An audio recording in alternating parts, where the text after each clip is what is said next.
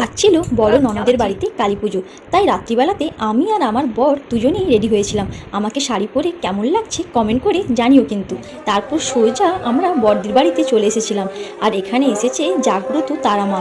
এই মা খুবই জাগ্রত। তারপর আমরা ওখানে পুজোর ওখানে একটুখানি বসেছিলাম। তারপর সবাই ঘর তুলতে যাওয়ার জন্য রেডি হচ্ছিল। দেখো এখানে আমার বরদি ওখানে রেডি হচ্ছে। এখানে জাস্ট পুজো শুরু করেছে ঘর তুলতে যাওয়ার সময়। আর সেই সময় দেখি একজনকে ঠাকুর ঘর করেছে, যেটা আমার লাইফে ফার্স্টে দেখা। আমি খুব ভয় পেয়েছিলাম। দেখো তারপর সবাই ঘর তুলে নিয়ে ঠাকুরের কাছে প্রতিষ্ঠা করবে বলে চলে যাচ্ছে। আর এখানে আমার বড়দি আর আমার বড় ভাগ্নিও ঘর নিয়ে সোজা ঠাকুরের কাছে চলে যাচ্ছিল।